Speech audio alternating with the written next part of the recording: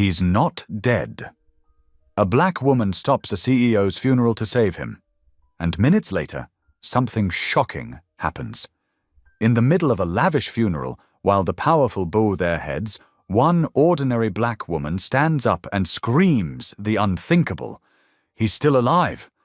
Everyone thinks she's crazy until doctors rush back in and realize she's right. But this wasn't a miracle. It was a mistake. Because the man in that coffin wasn't supposed to wake up.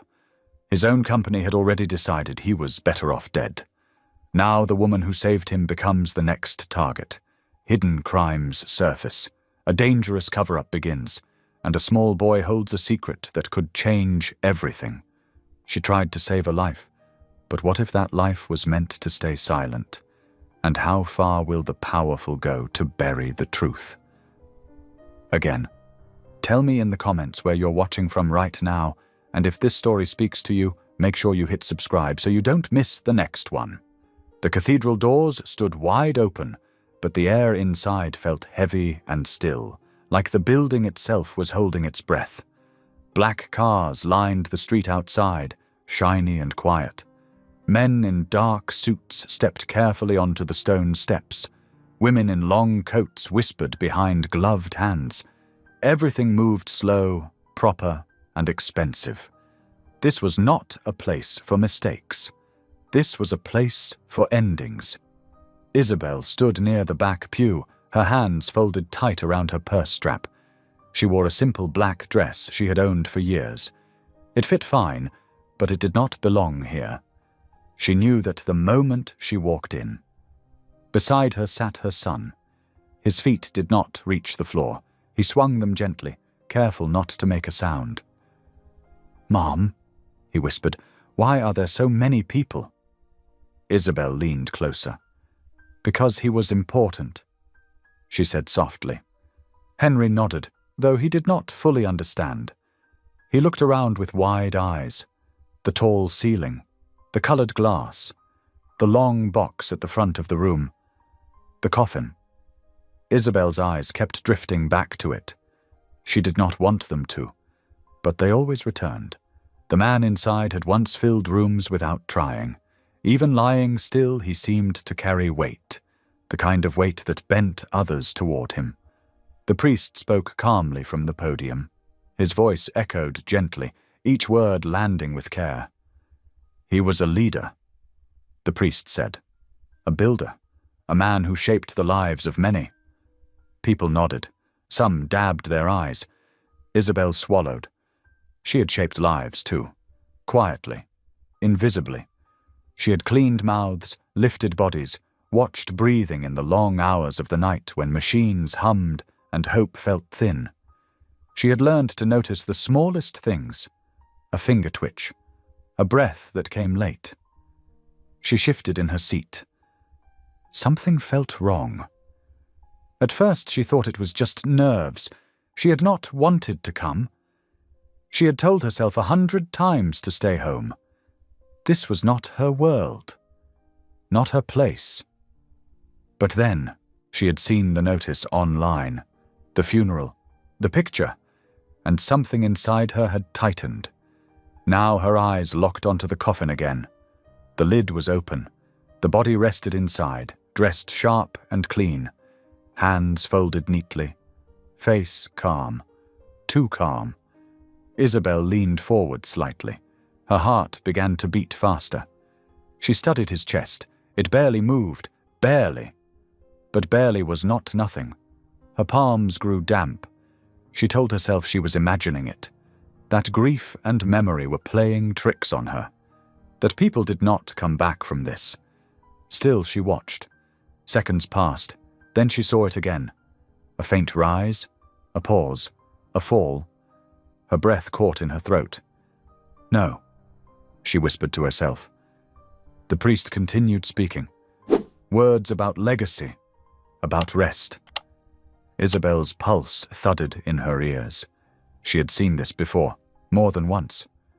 Patients declared gone too soon. Machines turned off while life still clung quietly inside. She felt dizzy. Henry tugged her sleeve. "Mom?" She looked down at him. His face was pale. "You okay?" he asked. She forced a smile. "I'm fine." She wasn't. Her eyes snapped back to the front. This time, she saw a slight movement near the man's jaw. Not much, just enough. Her heart slammed. She stood up halfway, then froze. "Sit down," she told herself. "Don't do this. You'll embarrass yourself. You'll scare your son." Her knees shook. The priest bowed his head. "Let us pray." The room fell silent. Isabel's chest felt tight. Every second felt like a test she was failing. She thought of the nights she had sat beside hospital beds, counting breaths, waiting for signs, trusting her gut when charts lied. She had learned the cost of staying quiet. Her legs moved before her mind could stop them. She stood. A few heads turned. Her voice came out loud. Too loud. "He's not dead." Gasps filled the room. Henry grabbed her hand. "Mum!" She took a step forward. "He's still breathing," she said. "I know he is." People stared. Murmurs spread. A man in a grey suit shook his head. "Someone sit her down." 2 security guards moved towards her.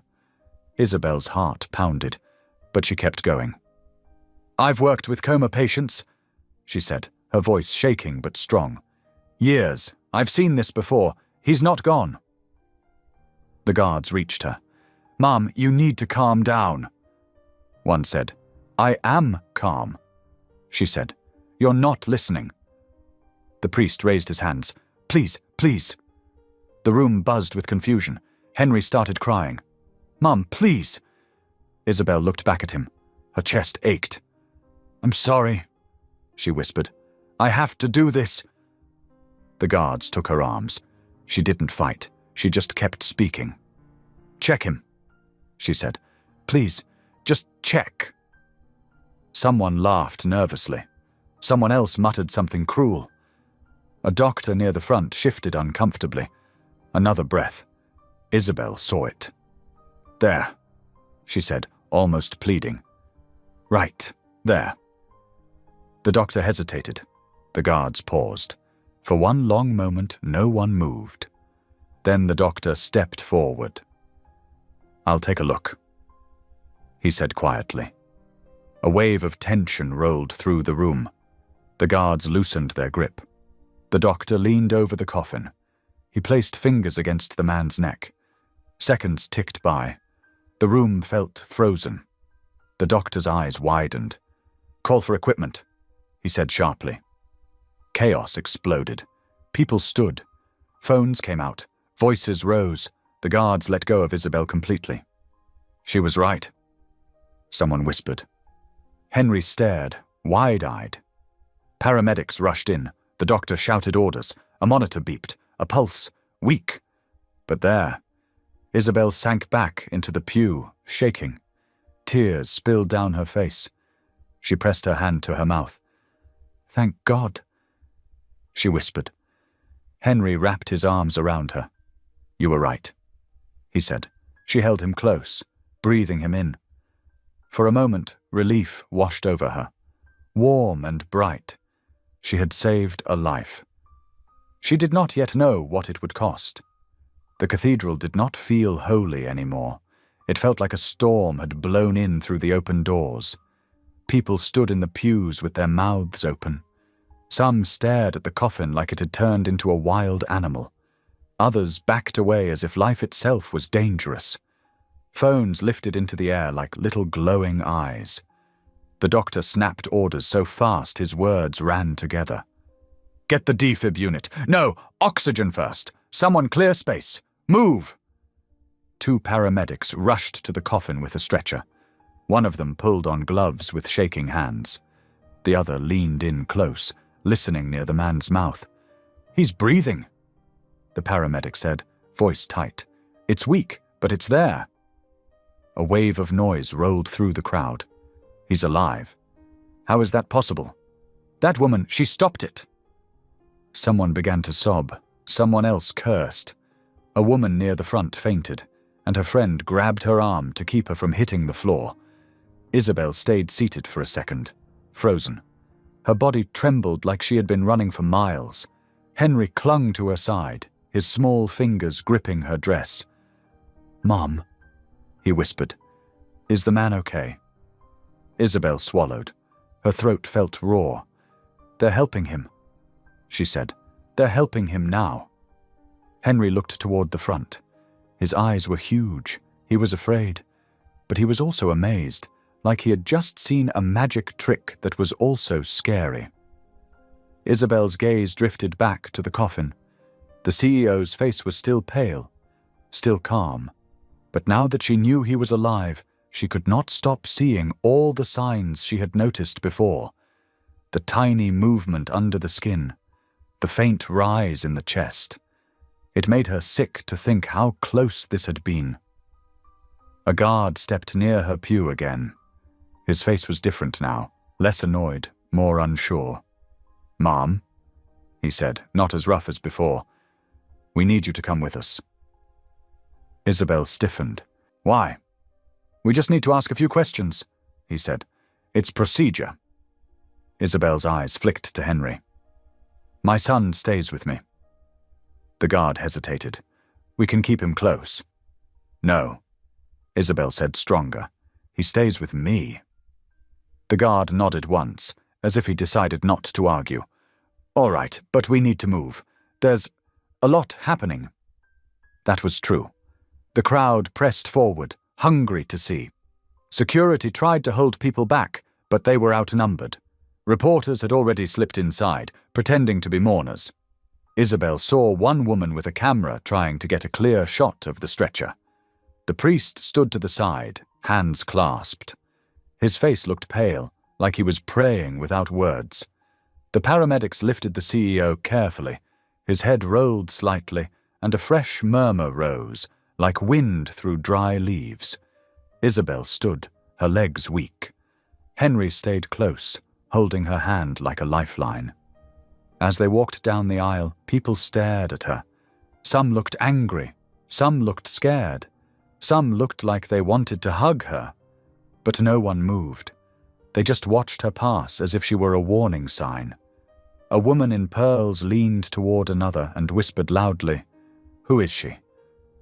Isabel heard it. She kept her eyes forward. A man muttered, "Probably wants money." Isabel's jaw tightened. She felt heat rise in her cheeks. Not shame, something sharper. Henry squeezed her hand. "Mom," he whispered, "they're being mean." Isabel bent down slightly. "Don't listen," she told him. "We didn't do this for them. We did it because it was right." They reached a side hallway near the front of the cathedral, where the guards led them behind a large wooden door. The noise from the main room became muffled, like the world had been wrapped in cloth. In the hallway, everything smelled like old stone and furniture polish. Another guard stood there, taller, with a stiff posture. His eyes flicked over Isabel's face like he was trying to place her. "You're the one who shouted," he said. "I'm the one who saw." Isabel answered. His gaze dropped to Henry. The guard softened a little. "Okay," he said, quieter. "Sit here." He pointed to a bench against the wall. Isabel sat, pulling Henry close to her side. Her hands were shaking again. Now that the danger had moved away from the coffin, her body seemed to remember fear all at once. Henry leaned into her. "Are we in trouble?" Isabel brushed his hair back. "I don't know," she admitted, "but I'm not going to let you go alone." Henry nodded slowly. Then he whispered, "You were brave." The words hit Isabel like a warm blanket. She blinked fast, trying not to cry again. "Thank you," she whispered back, "but I was also scared." Henry gave her a small, serious look. "You did it anyway." Isabel's chest tightened. She pulled him close. Footsteps pounded down the hallway. Voices shouted. Man in a dark suit rushed past them toward the door to the main room. His tie was loose. His face was tight with anger, not worry. Behind him, Another man followed. He looked calmer, but his calm felt cold. Isabel watched them go. Something about them felt wrong.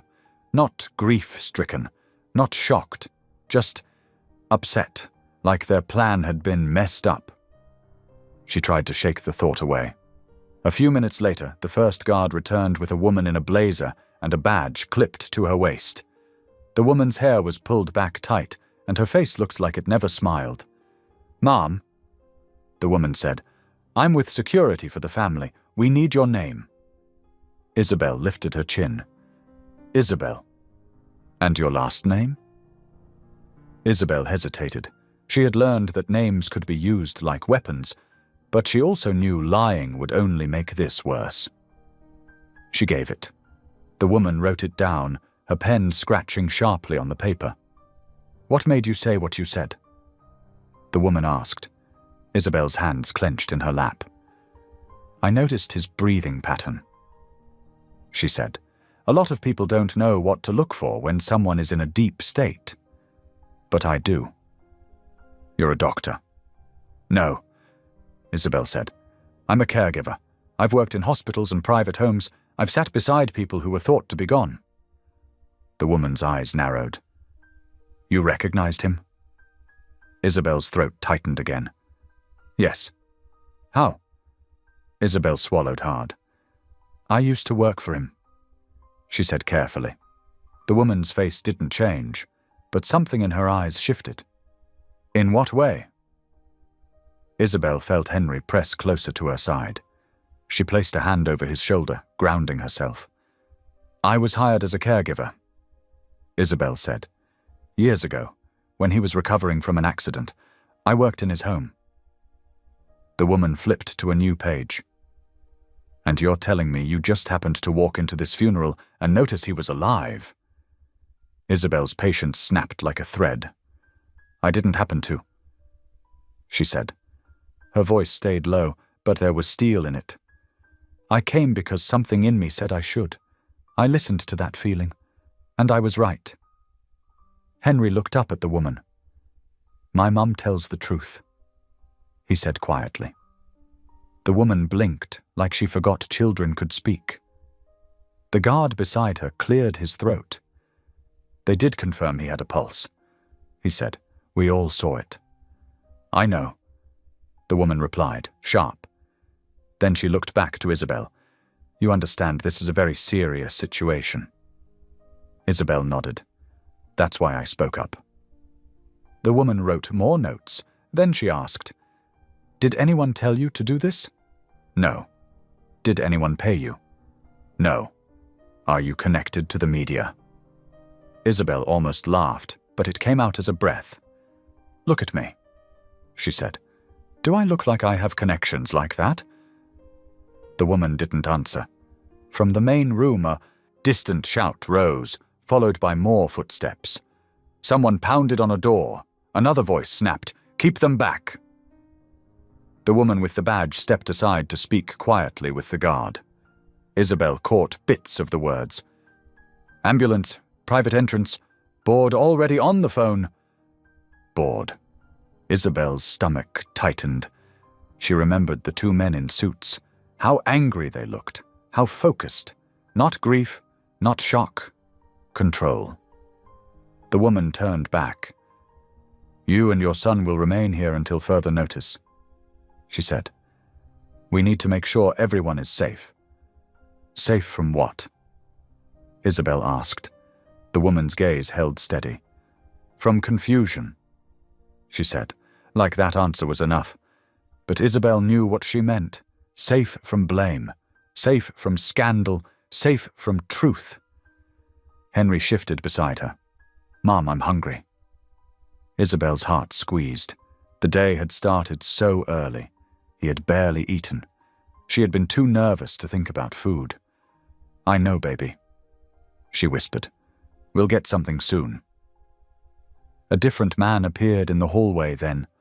Older, mid-50s, silver hair, expensive watch. His eyes scanned Isabel the way someone looked at a problem. He did not introduce himself. He didn't ask if she was okay. He didn't even look at Henry. He said, This is a disaster. The security woman stiffened. Sir, he held up a hand, cutting her off, then fixed his gaze on Isabel. You? He said. Who are you, really? Isabel felt the air shift. The hallway felt smaller.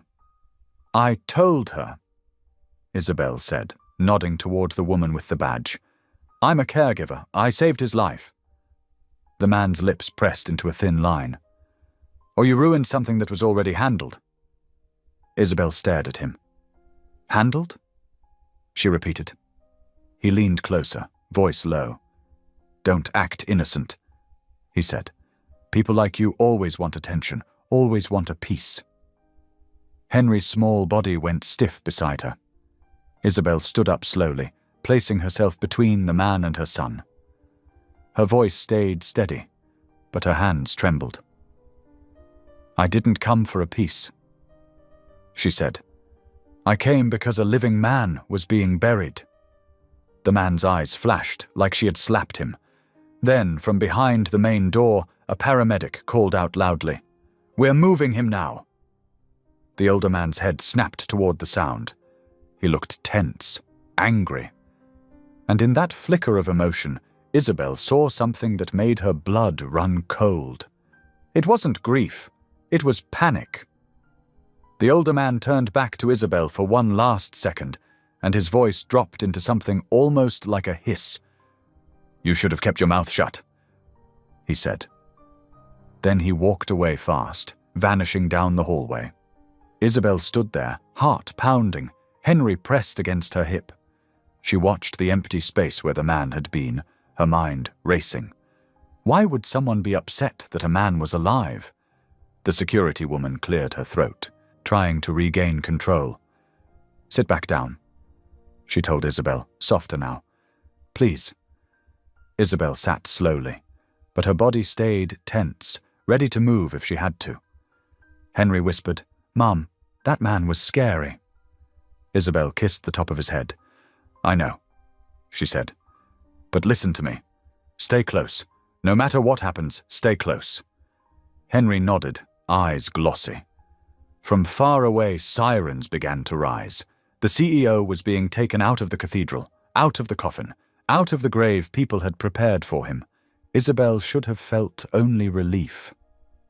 But something else crept in beneath it, like a shadow, a feeling she had learned to respect, the feeling that saving a life had just made someone very powerful furious. And Isabel had a sinking sense that the hardest part had not even started yet. The sirens faded into the distance, but the noise inside Isabel's head only grew louder.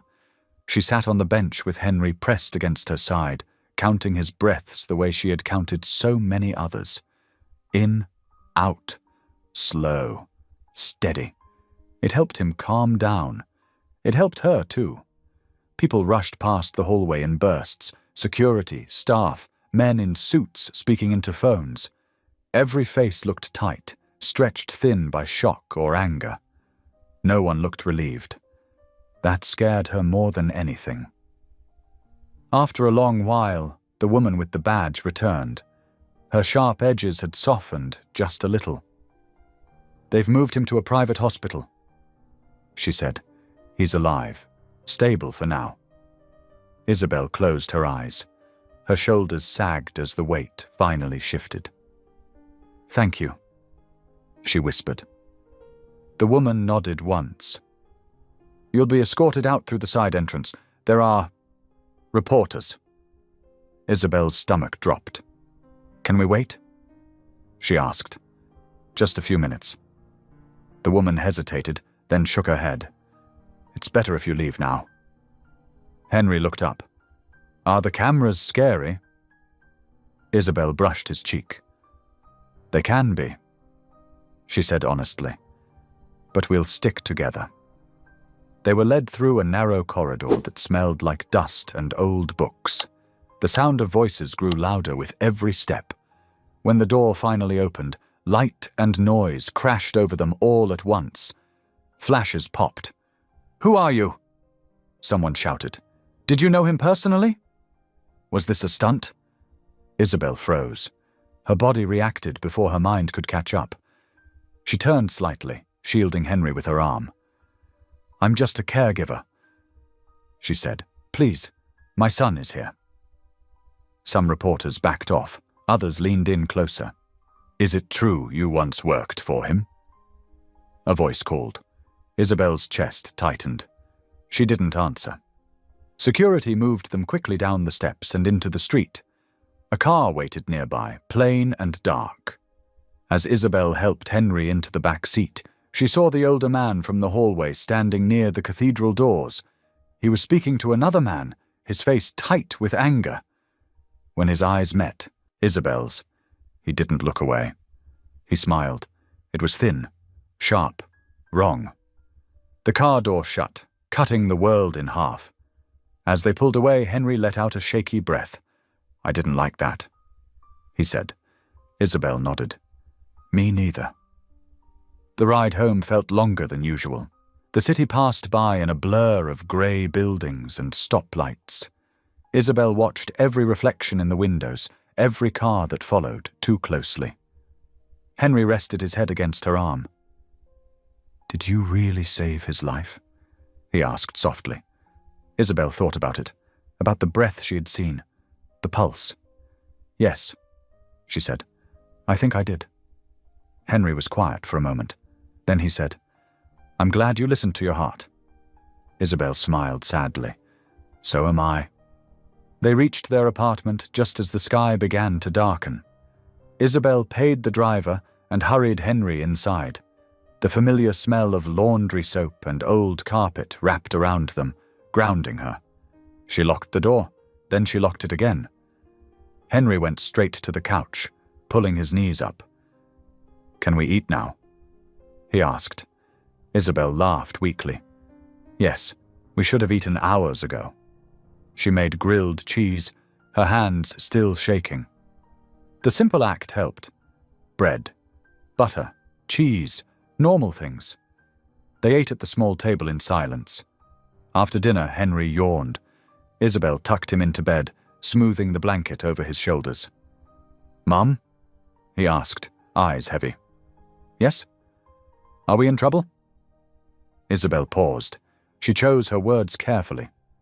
"Some people might be upset," she said, "but we didn't do anything wrong." Henry nodded, trusting her. "Okay." When he fell asleep, Isabel sat on the edge of the bed for a long time, listening to his steady breathing. Then her phone buzzed. She jumped. A message from an unknown number appeared on the screen. "You should have stayed quiet." Isabel's heart slammed. Another message followed. "This ends badly for people like you." Her fingers went numb. She stared at the words until they blurred. She deleted the messages, but the feeling stayed. Isabel stood and checked the locks again. Then she turned off the lights and sat alone in the dark living room, the city glowing faintly through the window. She had saved a life. But as fear crept in around her like cold air, Isabel realized something else was now very clear. Someone had wanted that man dead. And they were not finished yet. Isabel did not sleep. She lay on the couch with the lights off, staring at the dark ceiling while the city hummed outside. Every sound felt too loud. A car door, a distant siren, footsteps in the hall. Each one made her heart jump. She thought about the message again and again. People like you. She knew what that meant. She had heard those words before, dressed up in softer language. In offices, in waiting rooms, in places where power lived and kindness was optional. Near dawn, she finally drifted into a shallow sleep. A knock on the door woke her. Isabel sat up fast, her heart pounding. She checked the time. Just after 7. Too early for neighbors, too early for friends. The knock came again. Firm, controlled. She crept to Henry's room and watched him sleep. His chest rose and fell, calm and even. She closed the door gently, then went back to the front. "Who is it?" she called, keeping her voice steady. "Security," a man said. We spoke yesterday. Isabel's stomach dropped. She opened the door a few inches, chain still on. 2 men stood outside, suits, badges clipped to their jackets. The same clean, careful look as the woman from the cathedral. We just need to ask a few more questions, one of them said. His voice was polite. Too polite. Here, Isabel asked. We won't take long. Isabel hesitated, then unlatched the chain. She did not invite them in, but they stepped inside anyway, filling the small living room with their presence. They did not sit. One of the men glanced around, his eyes landing on the worn couch, the small table, the stack of school papers near the door. You said you worked for him. The other man began. How long? Almost a year, Isabel said. In his home? Yes. Privately? Yes. The man nodded, writing something down. And during that time you had a child. Isabel's spine stiffened. My son was already born. The men exchanged a look. You ever receive money beyond your wages? The first man asked. No. Ever sign a non-disclosure agreement? Yes, Isabel said. Like most caregivers. The second man's pen paused. You understand what that means? I understand it doesn't cover murder, Isabel said quietly. The first man smiled thinly. Careful. Isabel met his eyes. I didn't imagine what I saw. They asked about her training, her past jobs, her finances. The questions circled tighter, like a rope. Finally, the first man said, There's something else. Isabel waited. You once made a claim, he said, about the patient, something personal. Her chest tightened. I didn't make a claim, she said. My son spoke. The men watched her closely. What did he say? The second man asked. Isabel closed her eyes for half a second. When she opened them, her voice was steady. He said, Mummy says you're my daddy. The room went still. The first man let out a breath through his nose. And you expect us to believe that? I don't expect anything. Isabel said, It happened. Why bring it up now? The second man pressed. I didn't, Isabel said. You did. The men stopped writing. From the hallway, a small voice spoke. Mom? Isabel turned. Henry stood at the doorway, rubbing his eyes. The first man's gaze flicked to him, then away. Isabel crossed the room and knelt beside her son. It's okay, she whispered. Go back to bed. Henry looked at the men. Are you the bad guys? The room froze. The first man forced a smile. Nobody. We just ask questions. Henry frowned. Mom doesn't lie. Isabel felt tears sting her eyes. She hugged him quickly. Go lie down, she said. I'll be right there. Henry hesitated, then nodded and disappeared back into his room. The second man cleared his throat. This situation is delicate, he said. There are powerful people involved. I've noticed, Isabel replied. It would be wise, the first man said, to stay quiet, for your son's sake. Something in Isabel snapped, not loud, not wild, but firm and unbreakable. I stayed quiet once, she said. It cost me everything. The men exchanged another look. This time it was annoyed. We're done here, the first man said. For now. They turned to leave. At the door, the second man paused. Don't talk to the press, he said. Don't talk to anyone. Let this pass. Isabel watched them go. She locked the door and leaned against it, her knees shaking. She did not cry. Instead, she walked back to Henry's room and sat beside him until he fell asleep again. Later that morning, her phone rang. She almost ignored it. Almost. Hello? She said. This is going to sound strange. A woman's voice said gently. But I was at the funeral yesterday. I'm a nurse. Isabel's breath caught. I think you saved that man's life. The woman continued. and I think someone is trying to make you disappear." Isabel closed her eyes. "Can we talk?"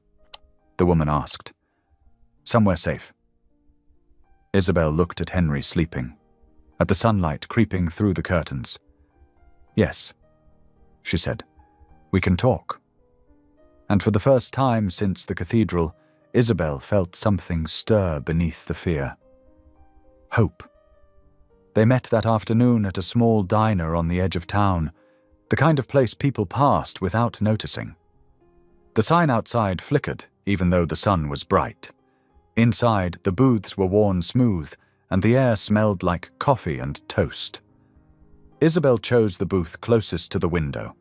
She liked being able to see who was coming and going. Henry sat beside her, coloring quietly with the crayons the waitress brought. Isabel watched his small hand move across the paper, steady and calm. She wished she felt the same. A woman walked in a few minutes later, mid-40s, brown hair pulled back, simple clothes, sensible shoes. She scanned the room once, then spotted Isabel and smiled. "You came," the woman said as she slid into the booth across from them. "You said you were a nurse." Isabel replied. "I am," the woman said. "I work nights, medical review." Isabel studied her face. There was no fear in it, just concern. "I saw what happened at the funeral," the nurse continued. "And then I saw the paperwork afterward." Isabel's stomach tightened. "What paperwork?" The nurse leaned in slightly. "The death certificate," she said. "It was signed hours before the service." Isabel felt the blood drain from her face. "That's not possible. It shouldn't be." The nurse agreed. But it was. Henry looked up. "What does that mean?" Isabel touched his shoulder. "It means someone made a mistake," she said gently. The nurse met Isabel's eyes. "Or someone planned it." The words hung heavy between them. "I've seen things like this before," the nurse said quietly. "People with power-cutting corners, pushing stories through before anyone can question them." Isabel's mind raced back to the men in suits, the cold smile, the warning. "They came to my apartment this morning," she said. "They told me to stay quiet." The nurse nodded. "I figured." Isabel frowned. "You figured?" The nurse took a breath. "Because they're doing the same thing to me." Isabel stiffened. "What do you mean?" "I was told to take the night off," the nurse said. "Indefinitely. No explanation." Henry stopped coloring. Isabel leaned back, her pulse pounding. "Why tell me this?" "Because you're not wrong," the nurse said, "and because I can't pretend I didn't see it." The waitress came by, set down coffee, and moved on without listening. "I don't know what to do," Isabel admitted. "I'm just a caregiver. I don't have money or lawyers." The nurse's mouth tightened. "You don't need money. You need the truth." "Truth doesn't always win," Isabel said softly. The nurse's eyes softened. "Sometimes it does, but only if someone's willing to hold on to it." Isabel looked at Henry, at the quiet strength in his small body. "What happens next?" Isabel asked. The nurse hesitated. "There's someone else," she said. "A journalist, retired. He's been watching this company for years." Isabel shook her head. "I don't want attention." "I know," the nurse said, "but this won't stay quiet whether you want it to or not." Henry spoke up then. "Mom saved him." Both women looked at him. "She did," the nurse said gently. Isabel reached for Henry's hand. "Finish your picture," she said. That evening, Isabel walked Henry home. The sun was low, turning the street gold. For a moment, everything felt almost normal. Inside the apartment, she made soup. Henry ate slowly, asking careful questions. "Are those men mad at you?" he asked. Yes, Isabel said, but that doesn't mean they're right. What if they take you away?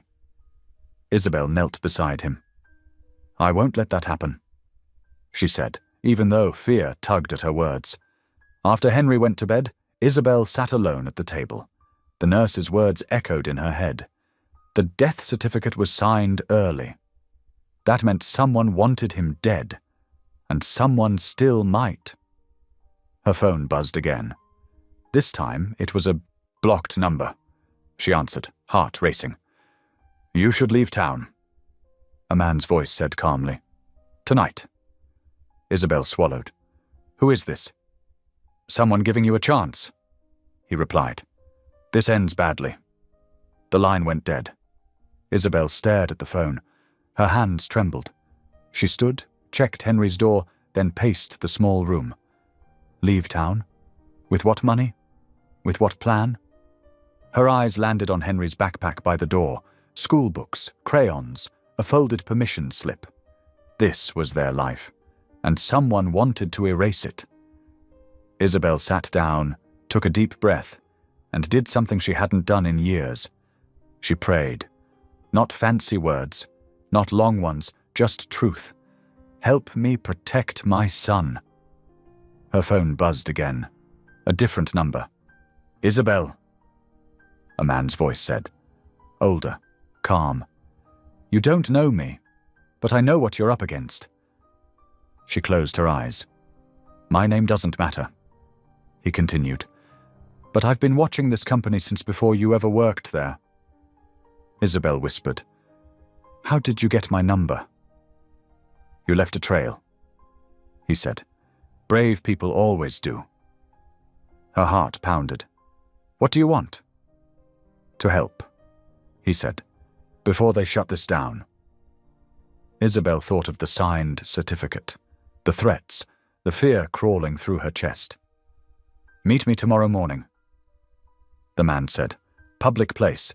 You bring your son. Isabel hesitated. You saved a life, he added.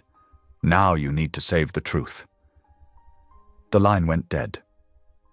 Isabel sat there in the quiet, the city humming outside. She looked toward Henry's room. Tomorrow was coming fast, and there was no going back. The morning light crept through the blinds in thin lines, landing softly on the kitchen floor. Isabel had been awake long before it arrived. She packed Henry's backpack with extra care, a sweater, a snack.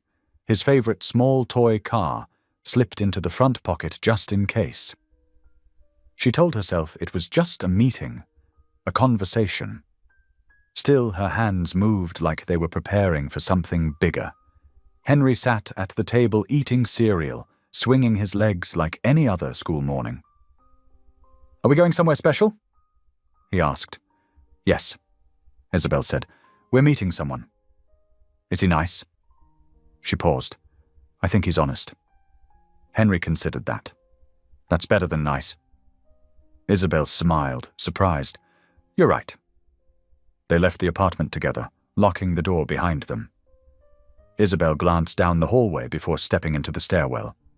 Nothing moved. No voices, no footsteps. Still, she stayed alert, every sense awake. They took the bus across town to a small park near the river.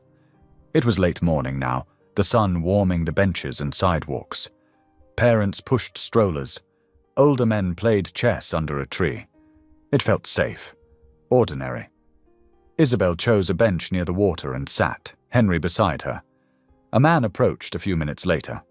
Mid-50s, grey hair, worn jacket, calm eyes that had seen too much to be impressed by anything anymore. You came, he said. You said public. Isabel replied. And you said to bring my son. He nodded. That was important. He sat across from them, leaving space between them, like someone who respected boundaries. I'm a journalist, he said. Retired, or forced out, depending on how you see it. Isabel watched him carefully. Why contact me? Because you broke something open, he said. something people worked very hard to keep closed. Henry looked up. Mom stopped a funeral.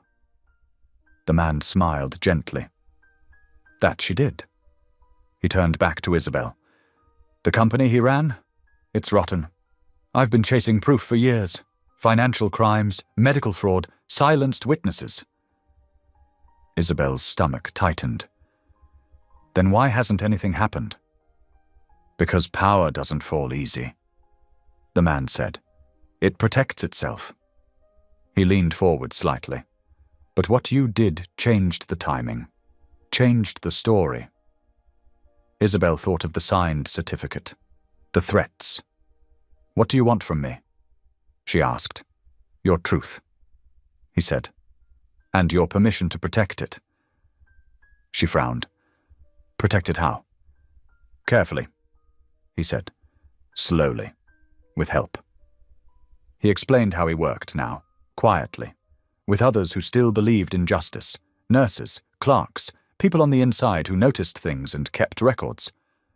We don't rush, he said, because rushing gets people hurt. Isabel's chest tightened. My son is already scared. The man looked at Henry. I won't ask you to do anything dangerous, he said to him. Your mom already did the bravest part. Henry nodded solemnly. Isabel let out a long breath. They're threatening us, she said. They want me silent. The man nodded. That's how you know you matter.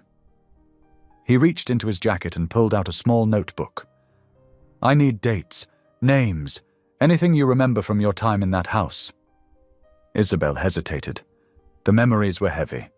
Long nights, closed doors, power moving around her like she wasn't there. I can try, she said. They talked for over an hour. Isabel spoke slowly, choosing her words. The man listened without interrupting, writing carefully. When it was done, he closed the notebook. This helps, he said. More than you know. As they stood to leave, he gave Isabel a card. No title, just a phone number. If anything changes, he said. If you feel unsafe, call. Isabel nodded. On the bus ride home, Henry leaned against her. Are we doing the right thing? He asked. She kissed his hair. Yes, she said, even when it's hard. That afternoon, the phone rang again. This time it was the nurse. They fired me, she said. No warning, no reason. Isabel closed her eyes. I'm so sorry. I'm not, the nurse replied, because now I'm free. Isabel smiled through tears. That evening, the news aired a short segment. A CEO revived at his own funeral, questions unanswered, officials silent. Isabel turned off the TV. She knew this was only the beginning, and somewhere deep inside, beneath the fear, she felt it again. That quiet, steady pull toward truth, the kind that doesn't let go. The next day moved slowly, like the air itself was thick. Isabel kept Henry home from school. She told the office he wasn't feeling well, which was true in a way that felt deeper than a cold. His world had tilted, and she could see it in the way he stayed close, always within reach. They spent the morning together in the living room. Henry built a city out of blocks. Isabel folded laundry she had already folded once before. Her mind kept circling the same thought. They know where we live. A knock at the door made her freeze. She looked at Henry. Stay here, she whispered. She walked to the door slowly and peered through the peephole. A woman stood outside, mid-40s, familiar face. The nurse. Isabel opened the door at once. I didn't want to call, the nurse said softly. I thought it was better to come. Isabel stepped aside and let her in. You're sure you weren't followed? I took the bus. Then I walked 3 blocks. The nurse said. Twice. They sat at the table while Henry listened from the couch, pretending not to.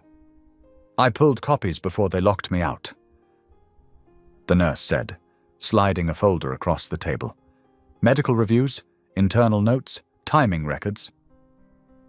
Isabel opened it carefully. The pages told a quiet story. Orders signed too early. Vitals recorded after they should have been checked again. Names repeating in places they shouldn't. This proves negligence. Isabel whispered. It proves intent. The nurse replied. Or something close enough. Isabel's hands shook. What happens now? The nurse leaned back. Now we're careful. The journalist is already connecting dots. I sent him copies last night. Isabel looked up. You trust him? The nurse nodded. He's old school. He waits. He verifies. Henry walked over and sat at Isabel's feet. Are they bad men? He asked. The nurse looked at him gently. They made bad choices, she said, and they don't want to answer for them. That afternoon, Isabel made soup again. The simple routine helped steady her nerves. They ate together, quiet, but close. After lunch, Isabel's phone buzzed. A message from an unknown number. You're running out of chances. She deleted it without replying. Later, the journalist called. They're scrambling, he said. That's good. That means pressure. Pressure breaks people, Isabel said. Yes, he replied, and sometimes it makes them confess. That night, Isabel tucked Henry into bed early. She stayed with him until his breathing slowed. In the quiet, she whispered, I'm doing my best. Henry didn't wake, but his hand curled around hers. In the darkness, Isabel understood something clearly for the first time. This wasn't just about a man in a coffin. It was about who gets buried without a voice. And she wasn't going to let that happen again. The next morning began with rain. Not heavy rain, just a slow, steady fall that turned the city grey and quiet. Isabel watched it from the window as she made breakfast. Henry sat at the table, pushing his cereal around with his spoon. Can I go to school today? He asked. Isabel hesitated. She wanted to say yes. She wanted things to feel normal again. But the messages, the pressure, the way eyes followed her when she stepped outside. Not today, she said gently. Just one more day. Henry nodded, though disappointment flickered across his face. Okay. After breakfast, Isabel set Henry up with his homework and took her phone into the hallway. She needed space to think. She called the journalist. They're pushing harder, she said when he answered. Messages, warnings. I expected that. He replied calmly. It means they're losing control. That doesn't make me feel better, Isabel admitted. It shouldn't. He said. Fear is part of this, but it doesn't get the last word. He told her he had verified the nurse's documents overnight, the early signatures, the altered times. The pattern was clear now. It's enough to ask questions publicly, he said. Not enough to finish it yet. Isabel leaned against the wall. What do you need from me? Patience, he said, and courage. Just a little longer. She ended the call and stood there, breathing slowly. A knock came at the door. Isabel's heart jumped. She checked the peephole. No one. She waited a few seconds, then opened the door carefully. A small envelope lay on the floor. Her name was written on the front in neat, careful letters. Isabel picked it up and closed the door fast. Inside was a single photo. It showed her apartment building, taken from across the street, taken that morning. Her hands went cold. Henry called out from the living room. Mom? Isabel forced herself to breathe. She folded the photo and slipped it into her pocket. I'm okay, she called back. Just give me a minute. She didn't want him to see it. Not yet. She called the nurse next. They're watching, she said quietly. I know. The nurse replied. They came by my place last night, just stood there, didn't knock. Isabel's stomach turned. "What do we do?" "We don't panic," the nurse said, "and we don't stop." By afternoon, the rain had slowed. Isabel decided they needed air. Walls were closing in on her. She bundled Henry in his jacket and walked him to the corner store for milk. Every step felt watched. Every passing car felt like it slowed too much. Henry noticed. "Why? Are you holding my hand so tight?" "Because I love you," Isabel said. That night, after Henry fell asleep, Isabel sat alone at the table again. She took out the photo and stared at it. Someone wanted her afraid. She straightened her shoulders. Fear could not be the thing that guided her now. Her phone buzzed. A message from the journalist. "He's awake, asking questions, wants to see you."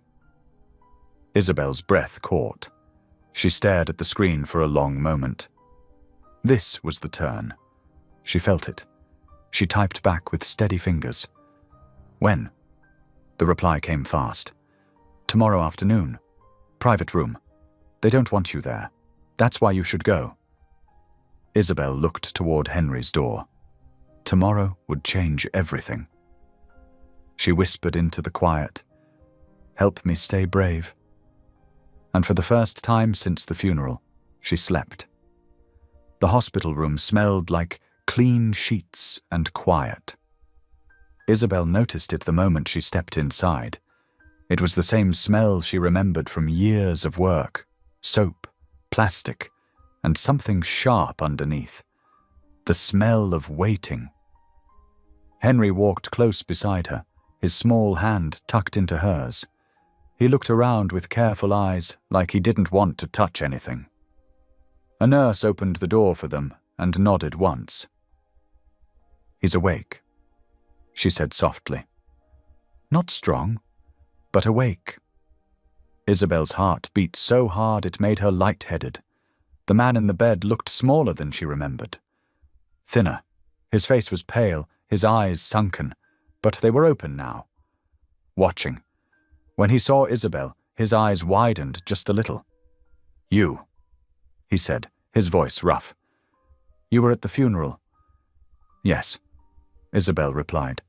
She stayed near the door, unsure how close she was allowed to be. "I'm glad you're alive." A strange smile touched his mouth. "So am I." He shifted slightly, wincing. "They told me I was gone," he said. "Said there was a service?" Isabel nodded. There was.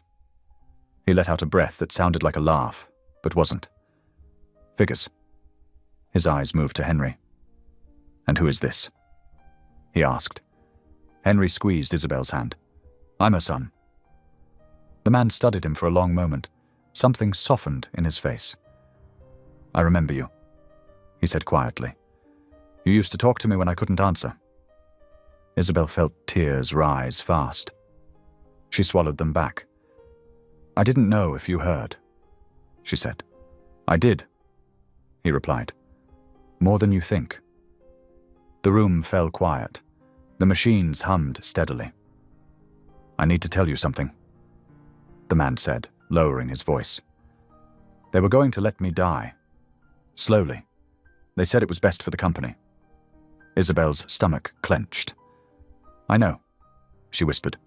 "They control everything," he continued. "Doctors, lawyers, courts." Henry frowned. "That's not fair."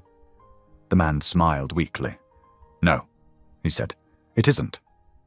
He looked back at Isabel. "There's something else. I always wondered about the—" "Boy." Isabel's breath caught.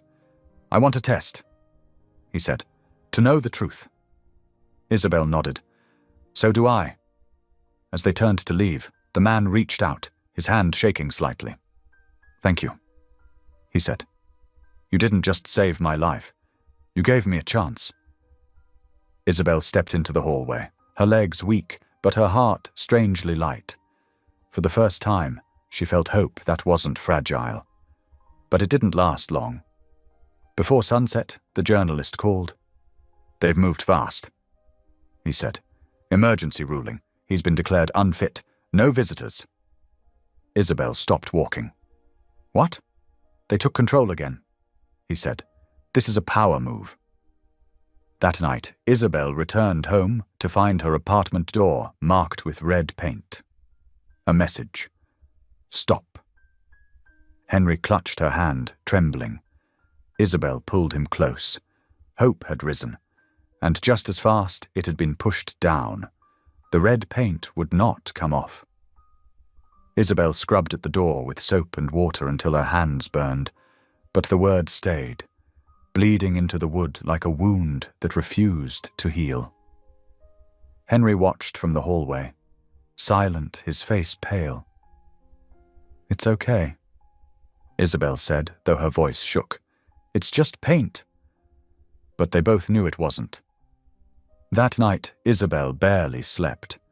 She lay beside Henry on his bed, listening to every sound in the building. When morning came, it brought more than light. It brought the knock. This time, it was not security.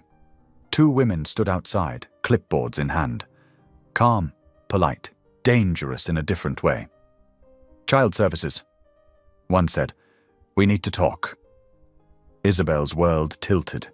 They sat at the small table while Henry, colored nearby, watched too closely to feel safe. We've received reports, one woman said, about instability, public outbursts, unsafe environments.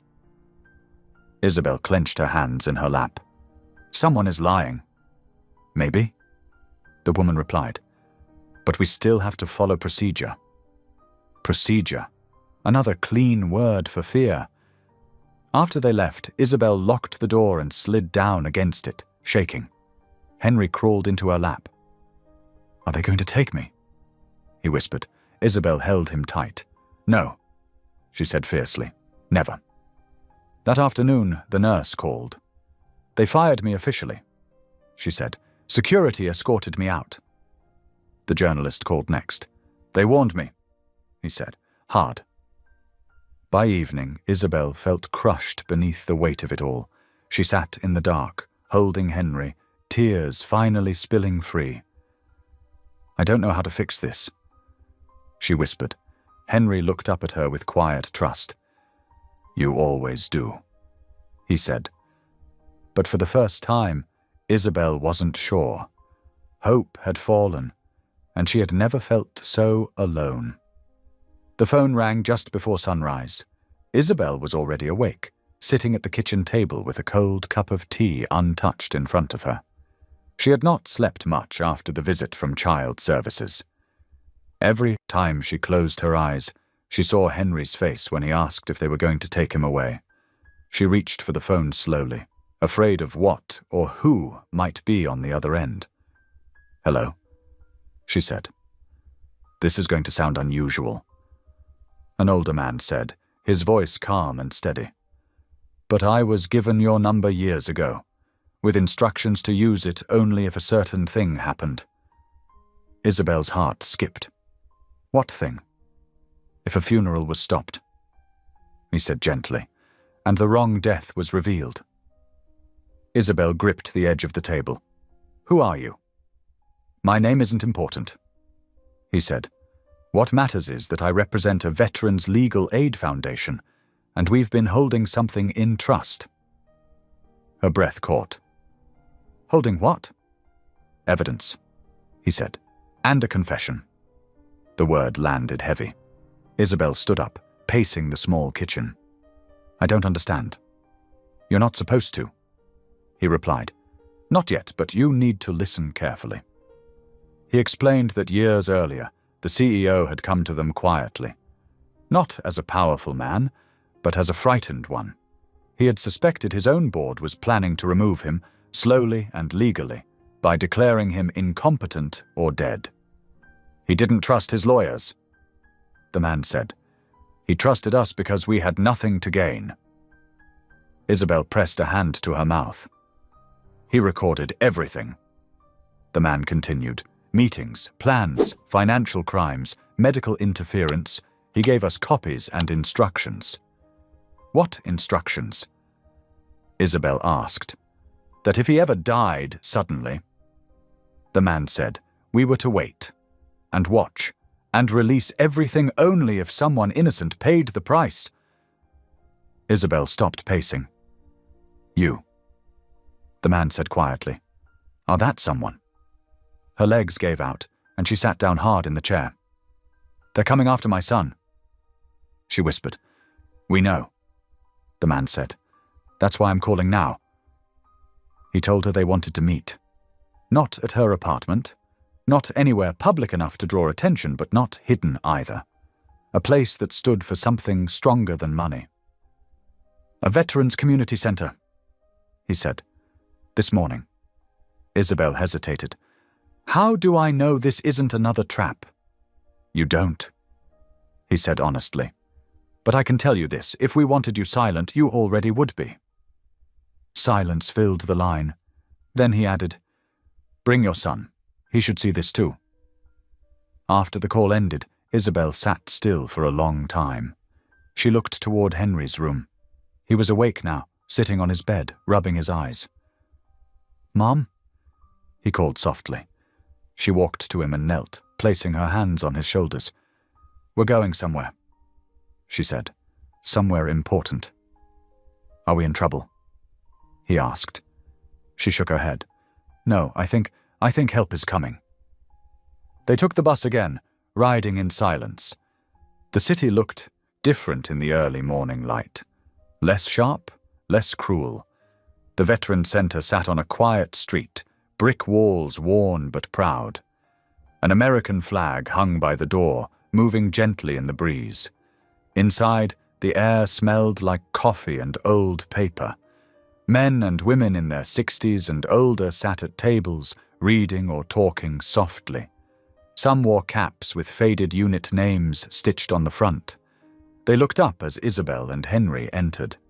Not with suspicion, with recognition. An older woman with silver hair approached first. You must be the mother, she said warmly.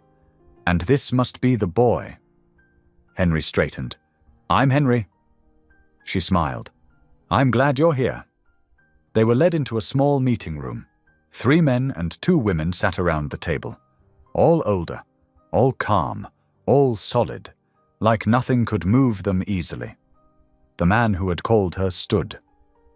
Thank you for coming, he said. What you did took courage. I just told the truth, Isabel replied. That's the rarest kind of courage. Another woman said. They showed her the recordings. Video, audio, clear voices planning a death disguised as mercy. Discussing doctors who would cooperate. Lawyers who would handle fallout.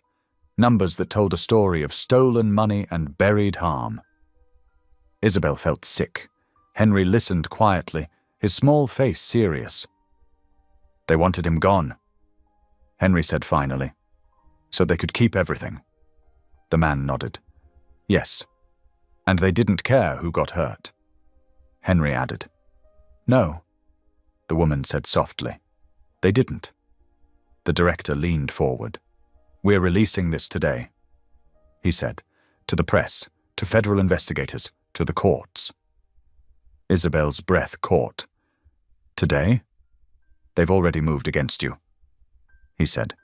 There's no reason to wait. What about my son? Isabel asked.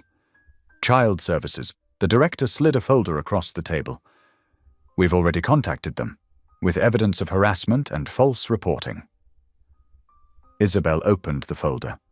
Official letters. Stamped. Signed. Her hands shook. We protect whistleblowers, the woman said, especially mothers. Tears streamed down Isabel's face, silent and unstoppable. Henry climbed into her lap and hugged her tight. An hour later, the news broke. Screens in the common room lit up. Headlines scrolled fast.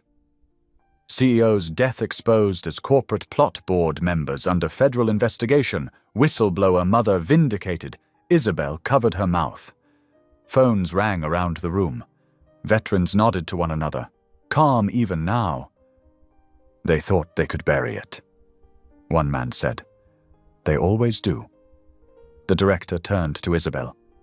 Your son is safe, he said. And so are you."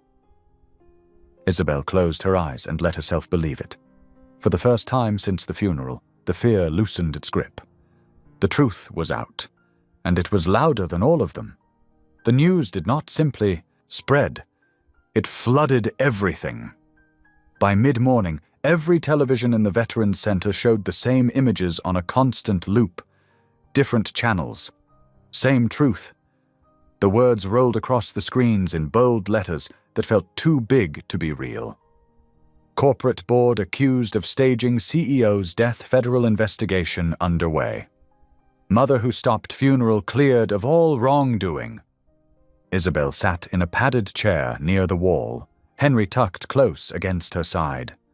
One arm stayed wrapped around his shoulders, holding him as if the world might still try to pull him away. Her body had not yet caught up to what her mind was beginning to understand. It was over. Not everything, but the worst of it. The fear that had lived in her chest for days, sharp and constant, finally loosened its grip. It did not vanish all at once. It softened, like a clenched fist slowly opening. Around them, the veterans moved with calm purpose. Men and women in their 60s and 70s stood, sat, walked, and spoke without panic. Phones rang, papers were passed hand to hand, coffee cups were poured and forgotten. These were people who had seen chaos before and learned how to stand steady inside it. Henry leaned forward in his chair, eyes fixed on the screen. "That's the man," he said quietly, pointing when the image of the older board member appeared. The one with the tight smile and cold eyes. The one who had told his mother she should have stayed quiet. "Yes," Isabel said. "That's him." "Is he going to jail?" Henry asked.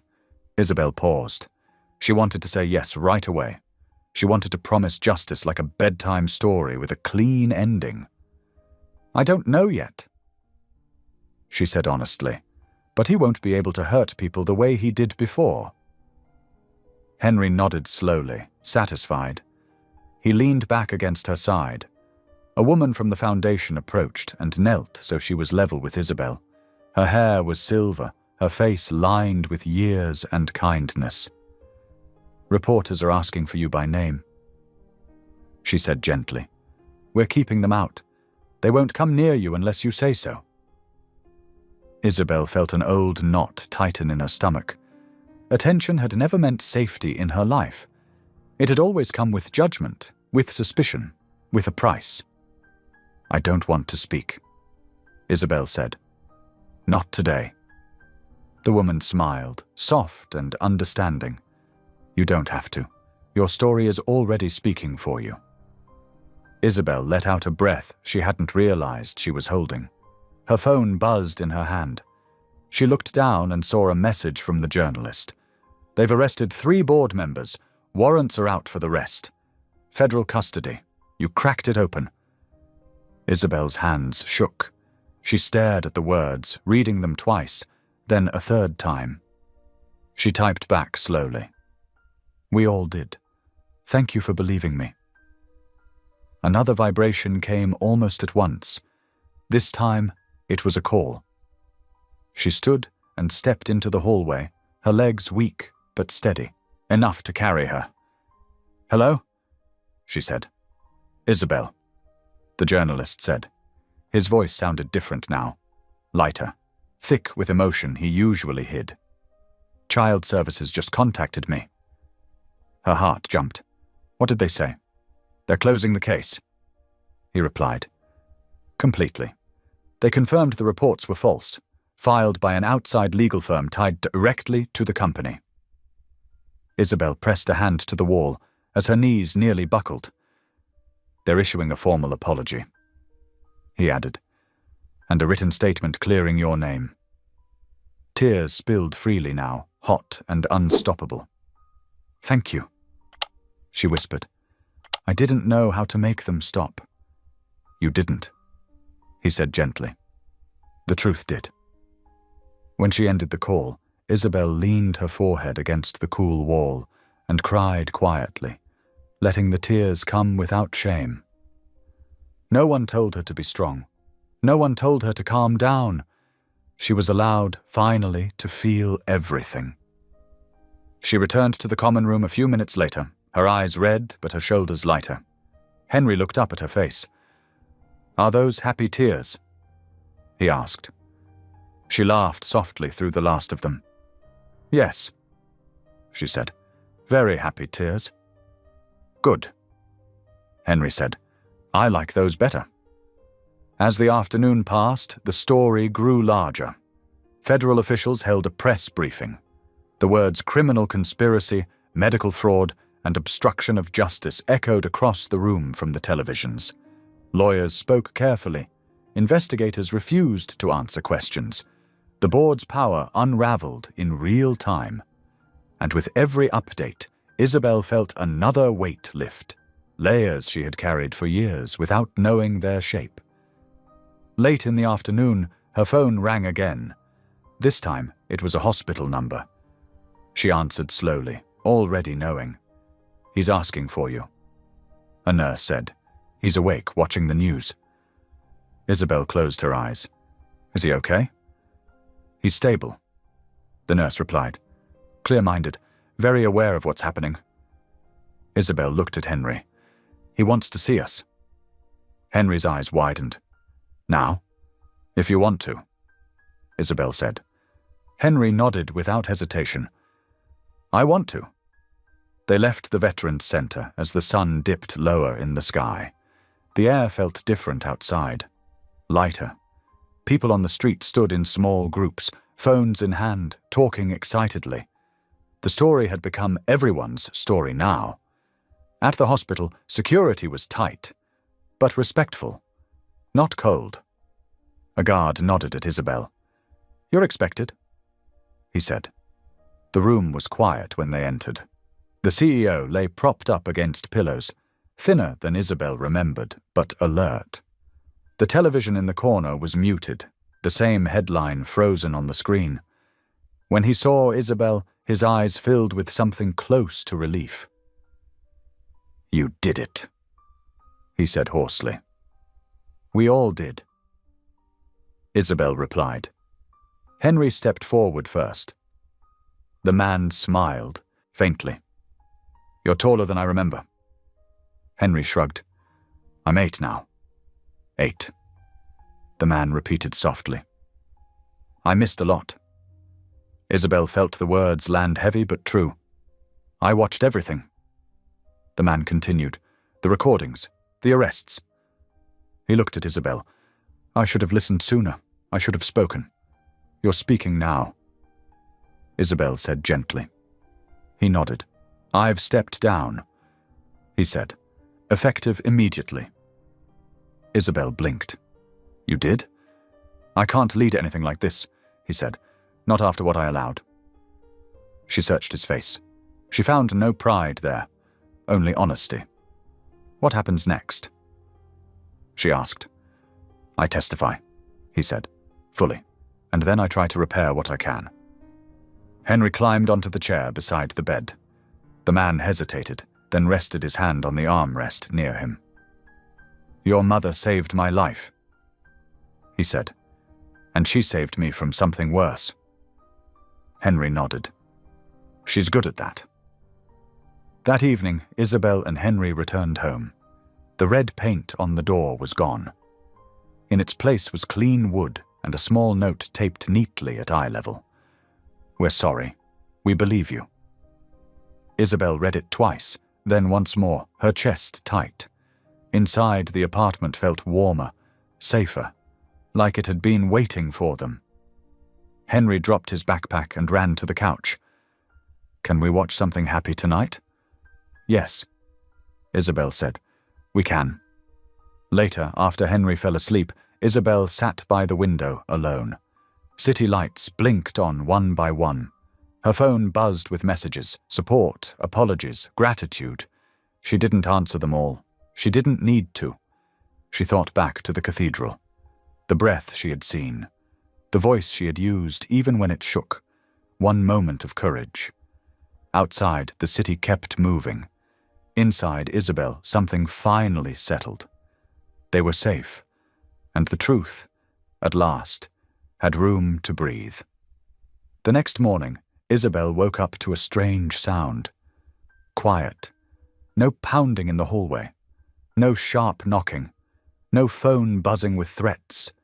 Just the soft hum of the refrigerator and the far-off noise of traffic like a gentle river. For a moment, she lay still and waited for the fear to return. It usually came fast, like a shadow that never got tired. But this time, it didn't rush in. It stayed back. Isabel turned her head and looked at Henry, curled up under his blanket. His face was relaxed, his mouth slightly open, his breathing slow and even.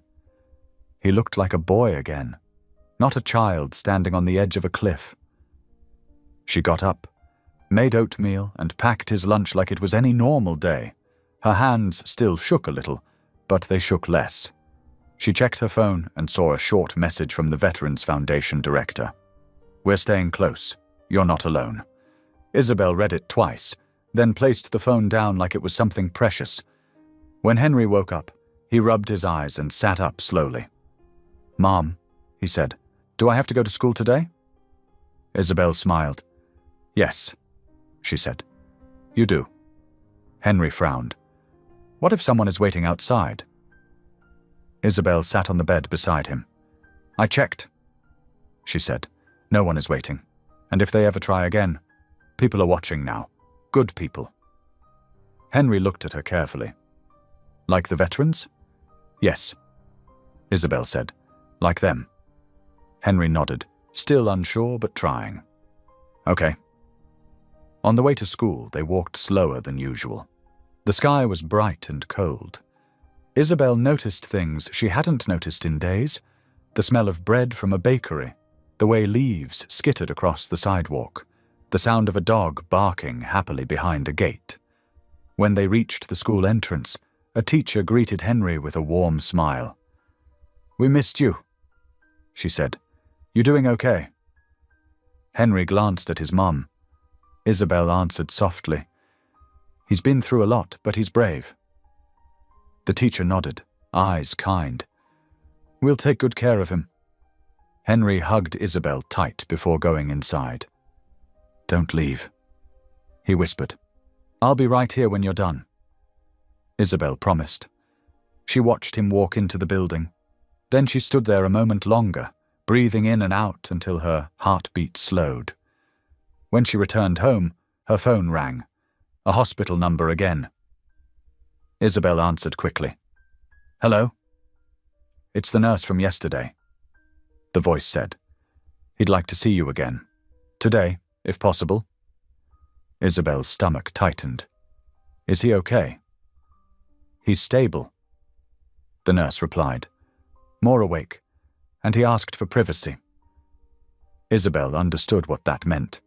The board's grip was gone now, but the building was still full of people who took orders, people who smiled in one direction and lied in another. "I can come," Isabel said. She arrived at the hospital in the late morning, after dropping off Henry and making sure the Veterans Foundation knew where she was going. The lobby was crowded with reporters behind ropes, all hungry for faces and quotes. Security guided Isabel through a different hallway, quiet and plain, away from the noise. The nurse who met her looked tired, but determined. "This way," she said. The private room was the same one as before, but the light seemed softer. The television was off. The blinds were half open. The man in the bed looked better, though he still had shadows under his eyes. When he saw Isabel, he lifted his chin slightly. "You came," he said. "Yes," Isabel answered. She stood near the foot of the bed, unsure of the right distance. "How are you feeling?" "Like a man who almost got buried alive," he said, then winced as if the words hurt. Isabel's lips pressed together. "I'm sorry," she said, though she didn't know if the apology belonged to her. He studied her face for a moment. "You didn't do this," he said quietly. "I did." Isabel's throat tightened. She didn't trust herself to speak right away. He took a slow breath. "I watched the news last night," he continued. "I saw your door, the paint, the threats they sent your way, and I felt sick." Isabel's hands curled into fists at her sides. "They tried to take my son," she said, voice low. His eyes narrowed. "I know," he said. "The Foundation told me." Isabel blinked. "You've spoken to them?" He nodded. "This morning. They came in person. They've been holding things I gave them years ago." Isabel swallowed. "So it's true. You planned for this." "I planned for the board turning on me," he said. "I didn't plan for them to use you." Isabel stepped closer, anger and pain rising like a tide. "They didn't just use me," she said. "They treated me like I was nothing, like I could be erased." He closed his eyes for a moment, then opened them again. "That's on me," he said, "because I let that world exist around me. I benefited from it." The honesty in his voice startled Isabel. Powerful men rarely said those words out loud. She sat in the chair beside the bed, careful, still guarded. "What do you want from me?" she asked. His gaze dropped to his hands. "I want the chance to tell the truth," he said. "And I want to know the truth about the boy." Isabel's chest tightened. "The test," she said. He nodded once. "They rushed it," he said. "It came back this morning." Isabel's breath caught. "And?" He looked up at her. His voice was quiet. "He's mine." The words landed in the room like a heavy blanket. Isabel stared at him, unable to move. For a moment she felt nothing. Then everything hit her at once. Old memories, old shame, old fear. The long years of raising Henry alone while swallowing questions that had no answers. Tears filled her eyes. He didn't speak. He let her have the moment. Isabel wiped her cheeks roughly, angry at the tears. "You knew it was possible," she whispered. "Yes," he admitted. "I always suspected, but I was a coward." Isabel's laugh came out sharp and broken. "A coward," she repeated. "You had everything, power, lawyers, doors that opened, and you were still too scared to do the right thing." He didn't argue. "Yes," he said again. "That's the truth." She looked down at her hands, trembling in her lap. "Henry said those words when he was little," she murmured. "He didn't understand what he was doing. He just repeated what I said one night when I thought no one heard." The man's voice softened. "I heard," he said. "I couldn't answer, but I heard." Isabel's throat tightened. "I lost that job because of it," she said. "They said I was trying to trap you." He nodded slowly. "And I let them," he said. "I didn't speak up. I didn't protect you." Isabel stood abruptly, pacing a few steps before turning back. "Why?" she asked. "Why didn't you fight?" He looked older in that moment, not from illness but from regret. "Because my whole life I was taught to protect the company first," he said. "Protect the image, protect the money. And I told myself I was protecting you too by staying quiet." Isabel's eyes flashed.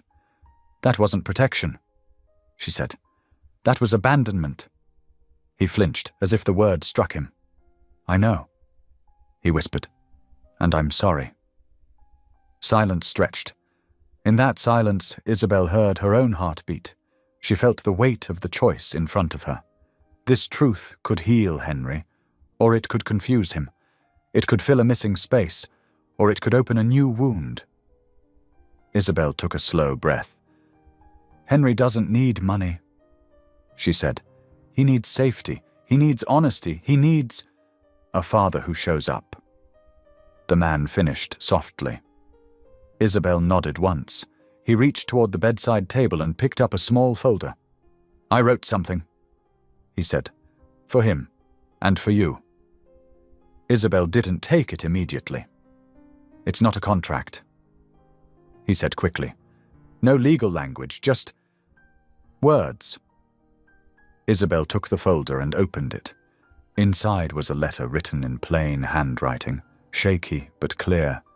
She didn't read it fully then, but she saw enough to know it wasn't cold or careful. It was human. She closed the folder slowly.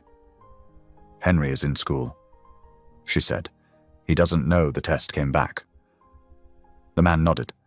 "I don't want to rush him," he said, "but I want to meet him properly, when you decide." Isabel hesitated. "He already met you," she said. "In this room, yesterday."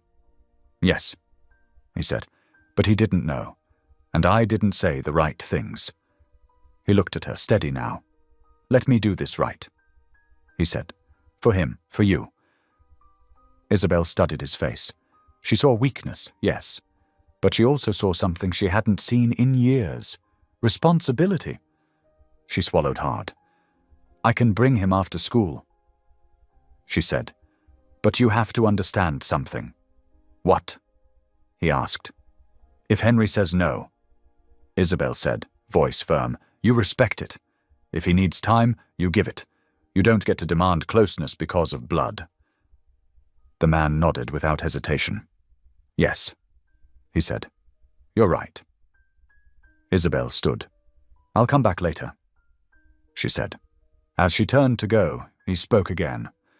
"Thank you," he said quietly. Isabel paused at the door. "For what?" she asked, not turning. "For saving me," he said, "even after I failed you." Isabel's chest tightened. She didn't answer. She stepped into the hallway and let the door close behind her. That afternoon, Isabel waited at the school gate as children poured out in waves, laughing and shouting, backpacks bouncing. Henry spotted her and ran over. "Mom!" he called. She hugged him tight. "Hey, baby," she said. "How was school?" Henry shrugged. "Okay, people asked questions." Isabel pulled back. "What kind of questions?" "Like if you're famous," Henry said.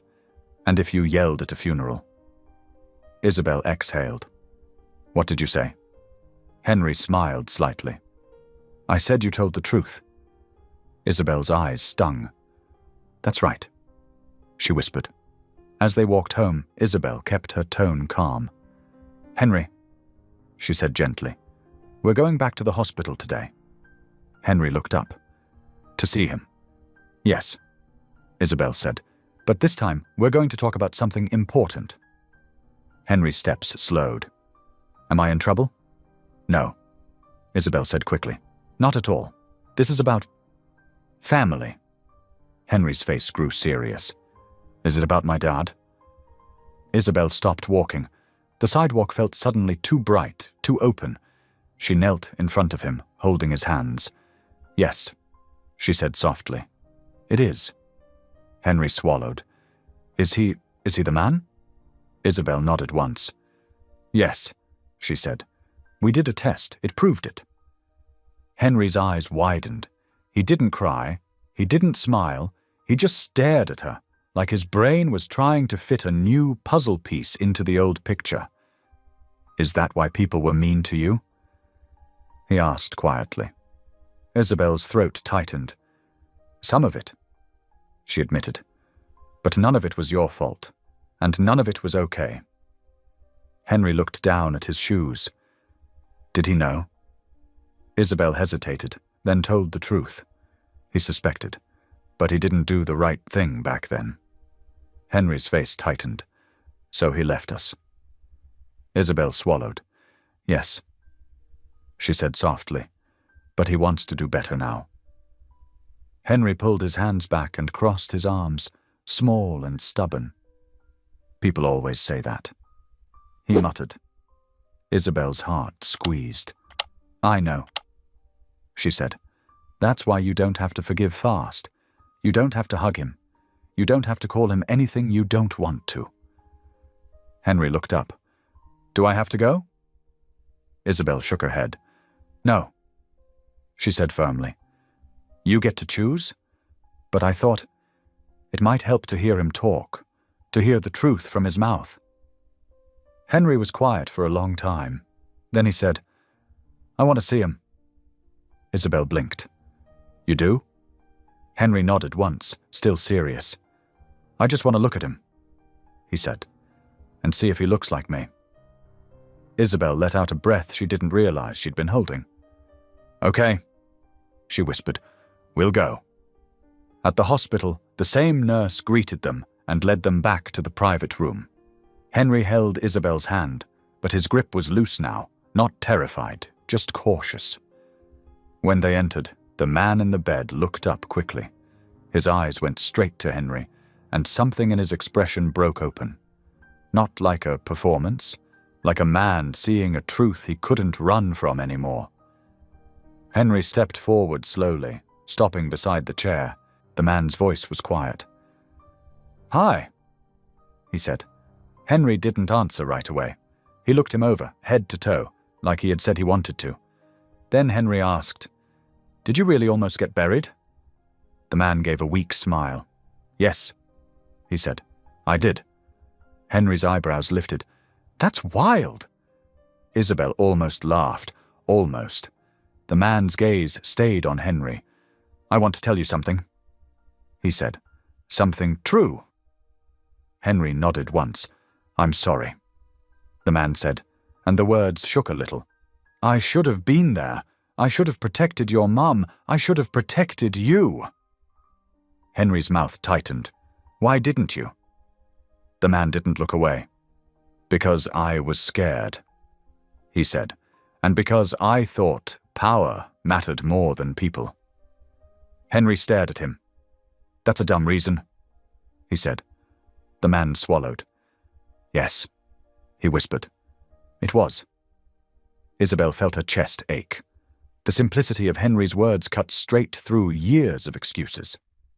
The man took a slow breath. I don't expect you to trust me, he said. I don't expect you to forgive me today. I just want a chance to do better. Henry glanced at Isabel, then back at him. Are you going to go to jail? Henry asked. The man's face tightened. No, he said quietly. Not for this. But I'm going to tell the truth about what I did wrong, and I'm going to help fix what I can. Henry studied him, then said, Okay. Isabel blinked. Okay? She repeated softly. Henry shrugged. It doesn't mean I love him, he said to Isabel, like he needed to be clear. It just means, he said sorry. Isabel's eyes filled with tears again. She nodded. That's fair, she whispered. The man looked at Henry. Would it be okay if I wrote you letters? He asked. If you don't want to talk, you can read when you're ready. Henry thought about it. Then he nodded once. Letters are okay, he said. The man's eyes shined. He turned his face slightly, blinking hard like he didn't want anyone to see. Isabel stood and placed a gentle hand on Henry's shoulder. We should go, she said softly. You need dinner. Henry nodded. As they reached the door, the man spoke again, voice low. Thank you, he said. Isabel didn't turn this time either, but she paused. For what? She asked. For letting the truth breathe, he said, even when it hurt. Isabel swallowed. She opened the door and guided Henry into the hallway. Outside, the hospital lights buzzed softly overhead. The world still felt complicated, still full of work and healing ahead. But as Henry slipped his small hand into hers again, steady, sure, Isabel felt something real settle inside her. Not a fairy tale ending. Not yet. But a beginning. A clean one. And for the first time, Isabel believed they could build something better than what was taken from them. Weeks passed, and life began to slow into something steadier. Not easy, not perfect, but quieter. Isabel noticed the change in small ways. Her phone stopped buzzing late at night. No strange numbers, no warnings. She slept longer, deeper, without waking up to every sound in the hallway. When she checked the locks before bed, her hands no longer shook. Henry changed, too. He walked to school without clinging to her coat. He laughed more. He stopped flinching when voices grew loud. Isabel watched these changes with a careful heart, knowing how fragile peace could feel after fear. One morning, as Isabel packed Henry's lunch, he asked, "Mom, do you think people can really change?" She paused, spreading peanut butter on toast. "I think some people can," she said, "if they're willing to tell the truth and keep telling it." Henry nodded, satisfied. He zipped his backpack and slung it over his shoulder. At the school gate, he hugged her quickly and ran inside without looking back. Isabel stood there a moment longer than usual, watching the doors close behind him. She breathed in the cold morning air and let herself believe they were safe. That afternoon, an envelope waited in her mailbox. No return address, just her name. Her heart jumped once, then settled. She carried it upstairs and opened it at the kitchen table. Inside was a letter. It was written plainly. No legal language. No excuses. "I testified today. I told them everything. I didn't protect myself. I protected the truth. I know this doesn't erase what I failed to do before, but I will keep showing up, even when it costs me." At the bottom, one line stood alone. "Thank you for not letting me disappear." Isabel read it twice, then folded it carefully. She didn't cry. She didn't feel relief exactly. What she felt was something quieter. Closure. A few days later, the Veterans Foundation invited Isabel and Henry to a small gathering. No press, no speeches, just a room, coffee, and people who believed in doing the right thing even when it was uncomfortable. Isabel almost said no. Old habits whispered that being seen was dangerous. But Henry tugged her sleeve. "They helped us," he said. "We should go." So they did. The community room felt warm and safe. Older men and women sat in small groups, laughing softly. Their faces carried years of experience and calm strength. When Isabel entered, several people nodded at her, not with curiosity, but respect. A silver-haired woman approached and smiled. "You don't owe us anything," she said, "but we wanted you to know.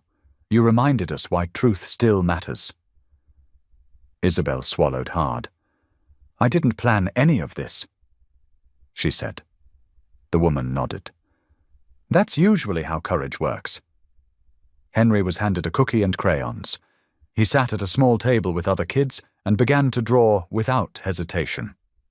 Isabel watched him relax, shoulders dropping, laughter coming easy again. Later that week, Isabel returned to work.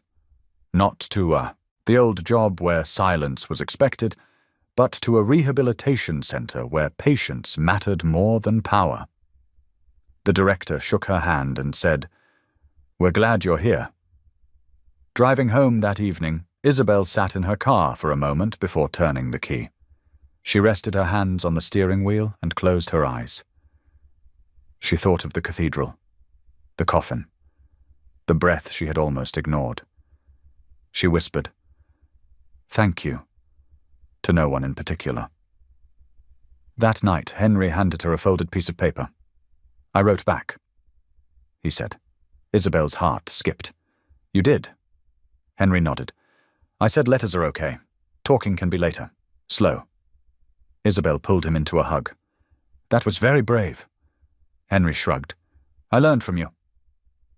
Later, as Isabel tucked him into bed, Henry asked, "Mom, do you think people can come back from bad choices?" She brushed his hair back gently. "I think people can come back from lies," she said, "if they stop telling them." Henry smiled sleepily. "Good." After he fell asleep, Isabel sat by the window, watching city lights flicker on one by one. Messages still came. Support, apologies, gratitude. but she didn't feel the need to answer them all. She thought back to the moment she stood up when everyone else stayed seated. One voice, one truth. It had been enough to change everything. And now, in the quiet that followed, Isabel finally believed something she hadn't dared to believe before. The future didn't need to be perfect. It just needed to be honest. And that, she knew now, was more than enough. The weeks that followed did not rush Isabel. They unfolded slowly, the way healing often did, one ordinary day at a time. Spring arrived quietly. Trees along the street grew small green leaves that caught the sunlight. Isabel noticed them as she walked Henry to school, noticed how the world seemed to be opening again instead of closing in. Henry talked more now, about school projects, about a boy who sat next to him and shared snacks, about a book he wanted Isabel to read with him before bed. These were small things, but to Isabel they felt like signs of safety returning. One afternoon, as they walked home together, Henry said, "Mom, people don't ask me about the funeral anymore." Isabel smiled. "That's good. They just ask about me," Henry said, "like what games I like, or what I want to be." "And what do you say?" Isabel asked. Henry shrugged. "I say I don't know yet, but maybe a helper." Isabel's chest warmed. "That sounds right." That evening, Isabel checked the mailbox and found another letter. This one had a return address. She didn't open it right away. She brought it upstairs, set it on the table, and made dinner first. She had learned that she didn't have to face everything the moment it arrived. After Henry went to shower, Isabel opened the envelope. Inside was a short letter and a photograph. The letter was careful and respectful. "I wanted you to know I'm keeping my promise. I testify again next week. No lawyers speaking for me, just the truth. I am writing Henry letters, but I won't send them unless you say it's okay. I understand trust takes time." The photograph showed a simple room, a desk, papers stacked neatly. No luxury, no display. Isabel folded the letter slowly. She felt no rush of anger, no panic, just awareness. She placed it back in the envelope and set it in the drawer where she kept important things: Henry's birth certificate, school papers, and now, this. Later, Henry emerged from the bathroom with wet hair and clean pajamas. "Did you get mail?" he asked. "Yes," Isabel said honestly. Henry hesitated. "From him?" "Yes." Henry sat beside her on the couch. "Did he say sorry again?" Isabel nodded. "Yes." Henry thought about that. "Okay," he said. "That's good." He didn't ask for more. He didn't need to. On Saturday morning, Isabel took Henry to the park near the river. The same park where she had once met the journalist, her hands shaking with fear. Now, families filled the grass. Dogs ran loose. Someone played music from a speaker nearby. Henry kicked off his shoes and ran towards the swings. Isabel sat on a bench and watched him pump his legs higher and higher. Each laugh felt like proof of something important. A woman sat beside her, smiling. "Your son looks happy." "He is," Isabel said. The woman hesitated, then said, "I recognized you from the news." Isabel tensed slightly, but the woman continued. "I just wanted to say, thank you. My sister was a caregiver. She used to say no one listened to people like her." Isabel swallowed. "I listened," she said softly. The woman nodded and stood, leaving Isabel alone with her thoughts and the sound of Henry's laughter. That night, Isabel dreamed for the first time in weeks, not of coffins or shouting crowds, but of a hospital room filled with light, a steady heartbeat, a door opening instead of closing. She woke with tears on her cheeks, but they were gentle tears. Later that week, Isabel received confirmation of her permanent position at the rehabilitation center. Benefits, stable hours, respect. The director shook her hand and said, "You have a gift. People trust you." Isabel smiled. "I don't take that lightly." At home, she placed the acceptance letter on the fridge. Henry pointed at it proudly. "That means we're okay, right?" he asked. "Yes," Isabel said. "It means we're okay." That evening, as Isabel tucked Henry into bed, he asked, "Mum, do you ever wish you stayed quiet that day?" Isabel paused. She thought of how easy silence would have been, how safe it might have felt in that moment, how wrong it would have been. "No," she said gently. "I don't." Henry nodded. "Me neither." Isabel turned off the light and stood at the door, watching his chest rise and fall. In the living room, she sat by the window again, the city glowing softly outside. Her life was still simple, still modest, still full of responsibility. But it was hers, and it was honest. Isabel thought about the woman she had been before the funeral. Careful, quiet, afraid of being seen. She thought about the woman she was now, still careful, still quiet, but no longer afraid to speak when it mattered. She placed her hand over her heart and whispered a promise to herself and to Henry. If the moment ever came again, she would stand up. Not because she wanted to be brave, but because truth deserved a voice. And she had one. The morning was calm and bright, the kind that felt like a gift. Isabel walked Henry to school, their steps unhurried. The street was lined with fresh green leaves, and the air carried the soft sound of birds waking the day. Henry talked about a spelling test and a drawing he wanted to finish later. Ordinary things, precious things. When they reached the school gate, Henry stopped and turned to her. "Mum," he said, "you don't have to wait today." Isabel smiled. "I know." He hugged her anyway, quick and tight, then ran inside without looking back. Isabel watched him disappear into the building, her chest filling with a quiet pride she hadn't felt before. She stood there for a moment longer, then turned and walked home alone. At the apartment, Isabel made herself a cup of tea and sat by the window. The city moved below her, cars passing, people heading to work, life continuing as it always did.